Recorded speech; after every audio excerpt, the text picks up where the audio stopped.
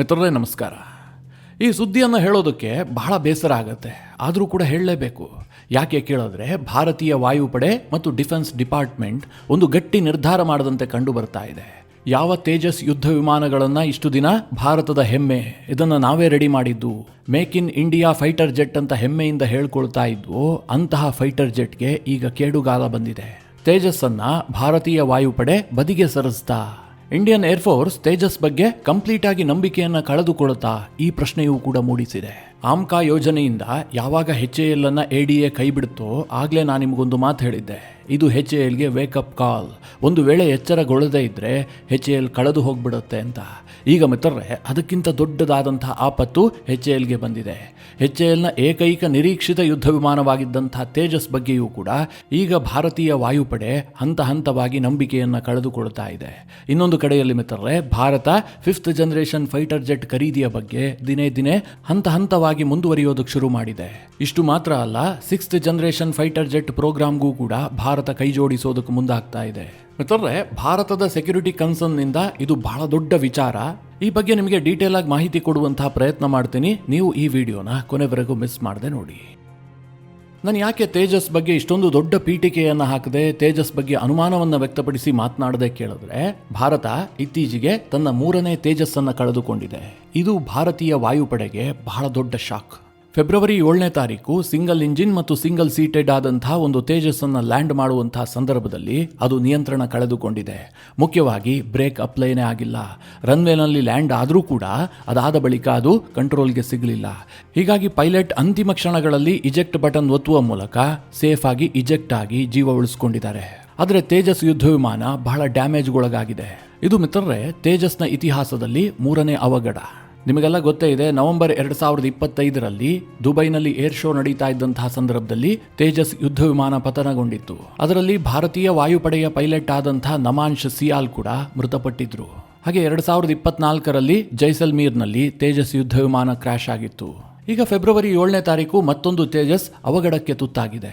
ಇದಾಗ್ತಿದ್ದ ಹಾಗೆ ಭಾರತೀಯ ವಾಯುಪಡೆ ಒಂದು ದಿಟ್ಟ ನಿರ್ಧಾರವನ್ನು ಮಾಡಿದೆ.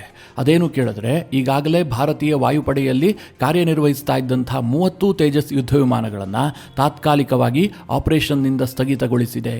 ಅಂದರೆ ಭಾರತದ ವಾಯುಪಡೆಯ ಬಳಿಯಲ್ಲಿರುವಂತಹ ಎಲ್ಲ ತೇಜಸ್ ಯುದ್ಧ ವಿಮಾನಗಳನ್ನು ಮತ್ತೊಮ್ಮೆ ಟೆಕ್ನಿಕಲ್ ಟೀಮ್ನಿಂದ ಪರಿಶೀಲನೆಗೊಳಪಡಿಸೋದಕ್ಕೆ ನಿರ್ಧಾರ ಮಾಡಲಾಗಿದೆ. ಅದು ಯಾವಾಗ ಕ್ಲಿಯರೆನ್ಸ್ ಸಿಗುತ್ತೆ, ಮತ್ತೆ ಯಾವಾಗ ಟೇಕ್ ಆಫ್ ಆಗುತ್ತೆ, ಇದು ಯಾವುದರ ಬಗ್ಗೆಯೂ ಕೂಡ ಕ್ಲಾರಿಟಿ ಇಲ್ಲ. ಇದನ್ನೆಲ್ಲ ಹೇಳಿದಾಗ ಕೆಲವರಿಗೊಂದು ಪ್ರಶ್ನೆ ಬರಬಹುದು, ಇದೇನು ಅಷ್ಟೊಂದು ದೊಡ್ಡ ಸೀರಿಯಸ್ ವಿಚಾರವಾ?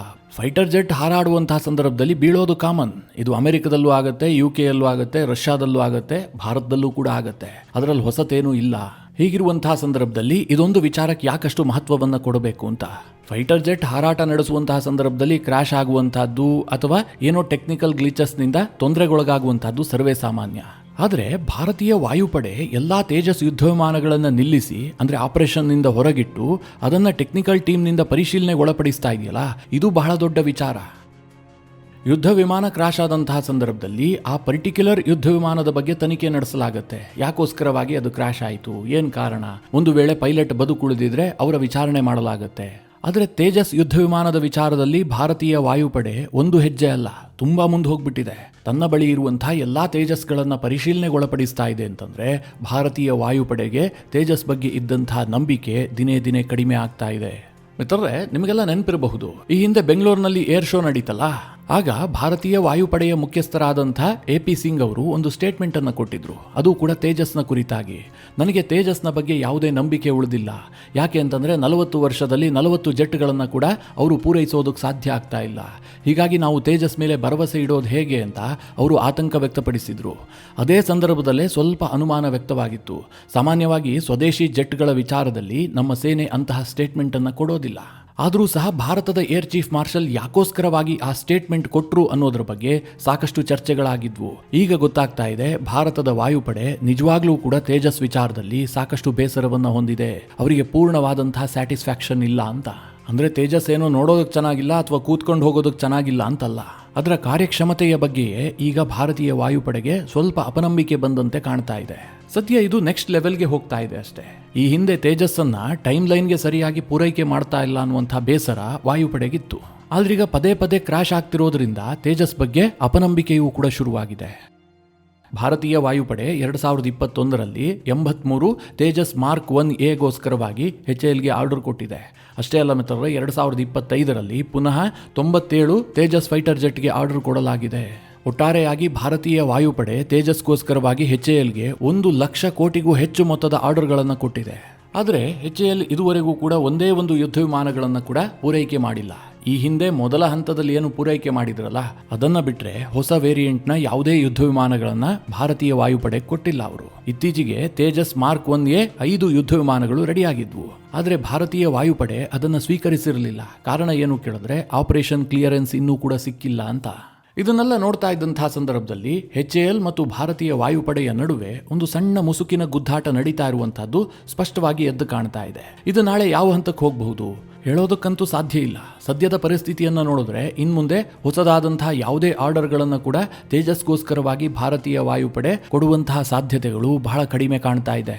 ಇದನ್ನೆಲ್ಲ ಹೇಳದಂತಹ ಸಂದರ್ಭದಲ್ಲಿ ಕೆಲವರಿಗೆ ಸಹಜವಾಗಿ ಒಂದು ಆತಂಕ, ಆಕ್ರೋಶ ಎಲ್ಲವೂ ಕೂಡ ವ್ಯಕ್ತವಾಗ್ತಾ ಇರುತ್ತೆ.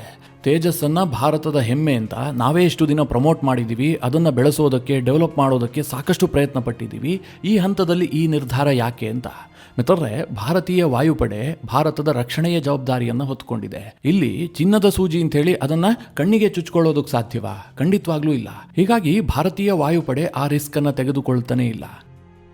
ಇದರ ಪರಿಣಾಮ ಏನಾಗಬಹುದು ಕೇಳಿದ್ರೆ, ಒಂದು ವೇಳೆ ಮಿತ್ರರೇ ಭಾರತೀಯ ವಾಯುಪಡೆ ತೇಜಸ್ನ ಬಗ್ಗೆ ಅಷ್ಟಾಗಿ ಆಸಕ್ತಿಯನ್ನು ತೋರಿಸದೇ ಇದ್ರೆ ಮುಂದಿನ ದಿನಗಳಲ್ಲಿ ತೇಜಸ್ ಕಂಪ್ಲೀಟ್ ಆಗಿ ಸೈಡ್ ಲೈನ್ ಆಗುವಂತಹ ಸಾಧ್ಯತೆಗಳಿರ್ತವೆ. ಭಾರತದ ವಾಯುಪಡೆಯೇ ಇದನ್ನು ಖರೀದಿ ಮಾಡ್ತಾ ಇಲ್ಲ ಅಂತಾದರೆ ಬೇರೆ ಯಾವ ದೇಶ ಅದನ್ನು ಖರೀದಿ ಮಾಡೋದಕ್ಕೆ ಮುಂದೆ ಬರುತ್ತೆ? ಹೀಗಾಗಿ ಮಿತ್ರರೇ, HAL ದೊಡ್ಡ ಹೆಜ್ಜೆಗಳನ್ನು ಇಡಲೇಬೇಕು. ತೇಜಸ್ ವಿಚಾರದಲ್ಲಿ ಏನಾದರೂ ಒಂದು ಸೀರಿಯಸ್ ಕ್ರಮವನ್ನು ಕೈಗೊಳ್ಳದೇ ಇದ್ರೆ ಮುಂದಿನ ದಿನಗಳಲ್ಲಿ ತೇಜಸ್ಗೆ ಭವಿಷ್ಯ ಇಲ್ಲ ಅನ್ನುವಂಥದ್ದು ಬಹಳ ಸ್ಪಷ್ಟವಾಗಿ ಎದ್ದು ಕಾಣ್ತಾ ಇದೆ.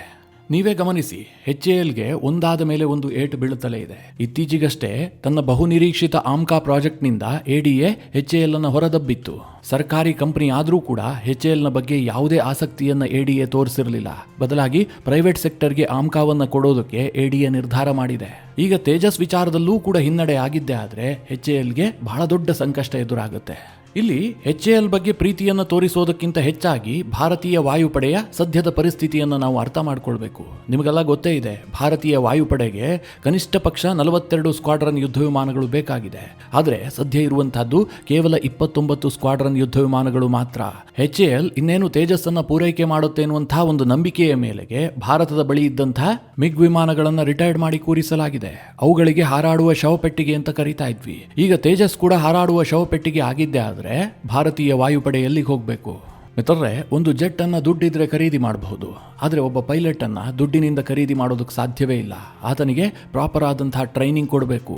ಅದಕ್ಕೆ ಸಾಕಷ್ಟು ವರ್ಷಗಳೇ ಹಿಡಿಯುತ್ತೆ.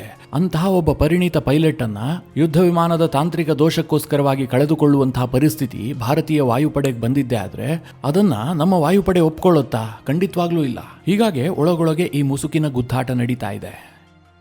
ಇಷ್ಟು ದಿನ ಏನಾಗ್ತಾ ಇತ್ತು ಗೊತ್ತಾ? ವಾಯುಪಡೆಗೆ HALನ ತೇಜಸ್ನ ಬಗ್ಗೆ ಅಷ್ಟು ಇಂಟ್ರೆಸ್ಟ್ ಇತ್ತೋ ಇಲ್ವೋ ನನಗಂತೂ ಗೊತ್ತಿಲ್ಲ.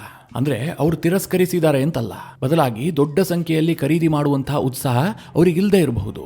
ಆದರೆ ಸರ್ಕಾರಕ್ಕೆ ಆ ಉತ್ಸಾಹ ಇತ್ತು. ಕಾರಣ ಇಷ್ಟೇ, ತೇಜಸ್ ನಮ್ಮದಲ್ವಾ, ದೇಶದಲ್ಲೇ ನಿರ್ಮಾಣ ಆಗ್ತಿರುವಂತಹ ಫೈಟರ್ ಜೆಟ್ ಅದು. ನಾವು ತೇಜಸ್ಸನ್ನ ಹೆಚ್ಚು ಖರೀದಿ ಮಾಡಿದ್ದೆ ಆದ್ರೆ ಕೆರೆಯ ನೀರನ್ನ ಕೆರೆಗೆ ಚೆಲ್ಲಿ ಅಂತ ಹೇಳಿ ನಮ್ಮ ಸಂಪನ್ಮೂಲವನ್ನ ನಾವೇ ಬಳಸ್ಕೊಂಡಂತಾಗತ್ತೆ. ನಮ್ಮಲ್ಲೇ ಉದ್ಯೋಗ ಜನರೇಟ್ ಆಗುತ್ತೆ, ನಮ್ಮ ಎಕಾನಮಿಗೆ ಪೂರಕವಾಗುತ್ತೆ ಎನ್ನುವಂಥದ್ದು ಸರ್ಕಾರದ ಪ್ಲಾನ್ ಆಗಿತ್ತು. ಜೊತೆಗೆ ಡಿಫೆನ್ಸ್ ಕ್ಷೇತ್ರದ ಸ್ವಾವಲಂಬನೆ ಇದರ ಒಂದು ಭಾಗವೂ ಕೂಡ ಆಗಿತ್ತು. ಸದ್ಯದ ಎಲ್ಲ ಬೆಳವಣಿಗೆಗಳನ್ನು ನೋಡ್ತಾ ಇದ್ರೆ ಸರ್ಕಾರವೂ ಕೂಡ ಈಗ ತೇಜಸ್ಸನ್ನ ಅಷ್ಟಾಗಿ ಬ್ಯಾಕ್ ಮಾಡ್ತಾ ಇಲ್ಲ. ಇದು ಸ್ಪಷ್ಟವಾಗಿ ಗೊತ್ತಾಗ್ತಾ ಇದೆ. ಅದು ಹೇಗೆ ಕೇಳಿದ್ರೆ, ಈಗಾಗಲೇ 114 ರಫೇಲ್ ಅನ್ನು ಖರೀದಿ ಮಾಡೋದಕ್ಕೆ ಸರ್ಕಾರ ನಿರ್ಧಾರ ಮಾಡಿಯಾಗಿದೆ. ಫೈನಲ್ ಹಂತದ ನೆಗೋಸಿಯೇಷನ್ ಫ್ರಾನ್ಸ್ನೊಂದಿಗೆ ನಡೀತಾ ಇದೆ. ಇನ್ನೊಂದು ಕಡೆಯಲ್ಲಿ 5th generation fighter jet platform ಅನ್ನು ಖರೀದಿ ಮಾಡೋದಕ್ಕೂ ಕೂಡ ಭಾರತ ತೆರೆಮರೆಯಲ್ಲಿ ಯತ್ನ ಮಾಡ್ತಾ ಇದೆ. ಆ ರೀತಿಯ ಮಾತುಕತೆಗಳು ಕೂಡ ನಡೀತಾ ಇದೆ. ಇನ್ನು ಆಮ್ಕಾ ವಿಚಾರವಂತೂ ನಿಮಗೆಲ್ಲ ಗೊತ್ತೇ ಇದೆ. ಇದೆಲ್ಲದರ ನಡುವೆ ಇನ್ನೊಂದು ಸುದ್ದಿ ಬರ್ತಾ ಇದೆ. ಯುರೋಪ್ನ ಅತ್ಯಂತ ಪ್ರತಿಷ್ಠಿತ ಯೋಜನೆಯಾದಂತಹ FCAS future combat system programme, ಈ ಗ್ರೂಪ್ ಅನ್ನು ಸೇರ್ಕೊಳ್ಳೋದಕ್ಕೆ ಭಾರತ ಆಸಕ್ತಿಯನ್ನ ತೋರಿಸ್ತಾ ಇದೆ. ಅಂತಹ ಮಾತುಕತೆಗಳು ನಡೀತಾ ಇದಾವೆ ಅಂತ ಮಾಧ್ಯಮಗಳು ವರದಿ ಮಾಡ್ತಾ ಇದ್ದಾವೆ. ಏನದು FCAS ಅಂತ ನೋಡೋದಾದ್ರೆ, ಇದು ಮಿತ್ರರೇ ಯುರೋಪ್ನ 3 ದೇಶಗಳು ಸೇರ್ಕೊಂಡು ಅಭಿವೃದ್ಧಿ ಮಾಡ್ತಾ ಇರುವಂತಹ 6th generation fighter jet programme. ಈ ಪ್ರೋಗ್ರಾಂ ಶುರುವಾಗಿದ್ದು 2017ರಲ್ಲಿ ಫ್ರಾನ್ಸ್, ಸ್ಪೇನ್, ಜರ್ಮನಿ ಈ 3 ದೇಶಗಳ ಕಂಪನಿಗಳು ಭಾಗಿಯಾಗಿ ಈ 6th generation fighter jet program ಅನ್ನ ಕೈಗೆತ್ತಿಕೊಂಡಿದ್ವು. ಆದರೆ ಆ ದೇಶಗಳ ನಡುವೆ ಕೆಲವೊಂದಷ್ಟು ಗೊಂದಲಗಳು ಉಂಟಾದ ಕಾರಣದಿಂದಾಗಿ ಇದು ಟೇಕ್ ಆಫ್ ಆಗಿಲ್ಲ. ಯಾವ ಗೊಂದಲ ಕೇಳಿದ್ರೆ, ಜರ್ಮನಿ ಅಲ್ಲಿ ಆಕ್ಷೇಪವನ್ನ ವ್ಯಕ್ತಪಡಿಸ್ತಾ ಇದೆ. ಈ 6th ಜನರೇಷನ್ ಫೈಟರ್ ಜೆಟ್ ನಲ್ಲಿ ನ್ಯೂಕ್ಲಿಯರ್ ಕೇಪಬಲ್ ಮಿಸೈಲ್ ನ ಸಾಮರ್ಥ್ಯ ಇರಬಾರದು. ಇದು ಜರ್ಮನಿಯ ವಾದ. ಆದ್ರೆ ಫ್ರಾನ್ಸ್ ಇದನ್ನು ಒಪ್ಕೊಳ್ಳೋದಕ್ಕೆ ರೆಡಿ ಇಲ್ಲ. ಯಾಕೆ ಈ ತಿಕ್ಕಾಟ ಏರ್ಪಡ್ತಾ ಇದೆ ಕೇಳಿದ್ರೆ, ಇವತ್ತು ಫ್ರಾನ್ಸ್ ಇದೆಯಲ್ಲ, ಅದು ನ್ಯೂಕ್ಲಿಯರ್ ಪವರ್ ದೇಶ.